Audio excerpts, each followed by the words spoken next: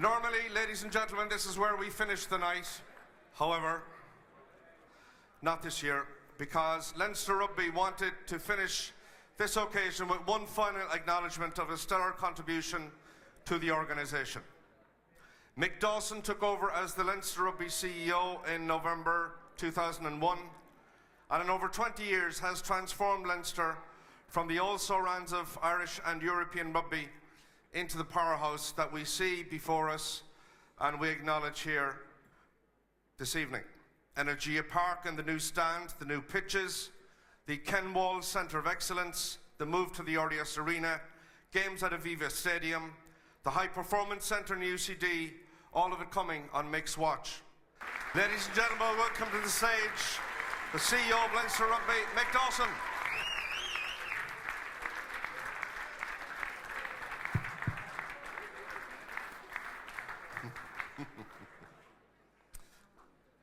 Congratulations on the award rather than the retirement, you know. So you haven't retired yet, have you? No, I'm still working. Oh, good. That's good. Flat out. I can see the old stress is getting to you.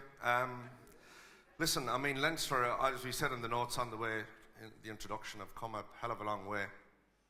I can recall porta cabins in the car park of a rugby club. That's where it all started off. Various places in between, and where you see where you operate from now. I mean, you must take, or have you the opportunity at all to take a lot of satisfaction of, you know, the journey that you've been on? Yeah, well, I think I've been incredibly lucky. I think it's been a privilege and a pleasure to be offered the opportunity to do what we did. Like, I kind of joined in a sense when the team was evolving, and we piggybacked on that. And listen, I've had a great journey, and I've nothing but good memories. And you know, as I say, listen, we've been lucky, and really it's been down to, I think, what Johnny said about the people, the players, the coaches, the relationships. I mean, Leinster Rugby is a very eclectic organisation. There's people who get paid to play rugby, people get paid to play or to coach. There's people in the office, and there's a huge volunteer organisation.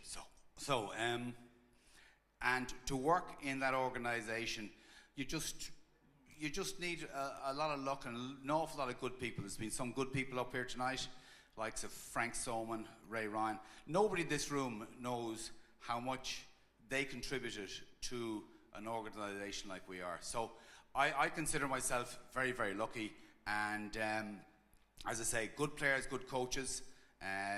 Johnny said earlier on, we picked a few bad ones, and that's right, but and I remember Johnny many years ago when Declan Kidney came in, and Declan arrived in, and Declan looked at Johnny and he said, "Jesus, Johnny, I see you're still here."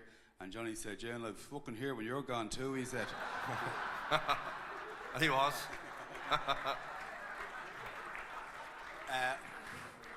So, listen, I'll let you go on to your next question. No, it's okay. I didn't have a next one, but go on anyway. Do you want me to ask you another question? No, I mean, central to what you're saying is the word people. And, like, you have surrounded yourself with some incredible people. It doesn't matter, as you say, whether they're volunteers or coaches, players, everything like that. And that's why Leinster is now turned into a multi-million euro ka-ching organisation. Is there a question there? No, I mean, that's... no, it's a statement. I haven't got to the question yet. How do Leinster take the next step? How does that continue? Well, that's the No, I'm not applying for any job. Sorry? I'm not applying for the job. Nobody from Cork will get this job.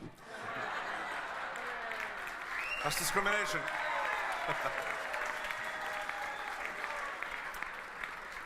Well, I mean, the game, like, I would say professional rugby is in a relatively embryonic state. So we started very slowly, and as most people in this room know, the RFU voted against professional rugby. So we were a number of years behind the curve. Then the players had to get their fitness levels up to a certain level. Then we had to follow commercially and so forth. And now we've got private equity coming in with CVC and that. And I'm not quite sure where the next move is. Does private equity come into the provinces? Does private equity come into the IRFU? I mean, professional sports is about economics. So, where does the next money come from?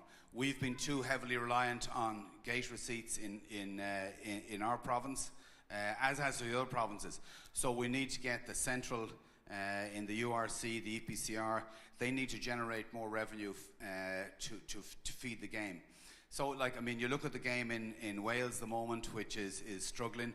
I think the IRFU must take great credit for how they brought the professional game into the world. Where it's going now, as I say, I really don't know. But I think we'll see private equity come into it, and the players who are central, they're the talent. They have to be paid accordingly. So we need to get more money into the game. Next year, the new and you chapter. might get a bit of support for that. Yeah. Well, there was two fellas. Somebody opened the door. There's two fellas shouting at the bar outside. I think the paid bar is finished.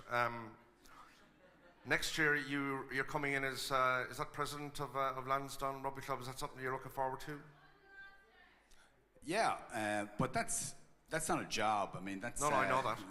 That's an honour that I've been very lucky to get, and I look forward to it. Yeah. And do you see a very bright future for Leinster Rugby going forward? Oh, I think. Listen, Leinster Rugby is now at the top of the European game, probably in club rugby and the world rugby. There's going to be a world club competition. We really have to strive to stay at the top of the game, and the staying at the top of the game is having really good coaches, the Leinster school system, the youth system, which we have at the moment. I mean, you couldn't buy that. So what you got to do is, if we want to do the expectation level amongst the sponsors, amongst the season ticket holders, is that we stay at the top of our game. And I think everybody who's involved in this organisation over the years that I've been there, everybody wants to do that. And I think we've got a really good coaching staff, we've got good players, so I think the future is really bright. And just a final question, if you were to give advice to your successor, what would that advice be? Oh, just delegate as much as possible and play lots of golf. Ladies and gentlemen, please be upstanding. Put your hands together for the Chief Executive of Leinster Rugby, Mick Dawson.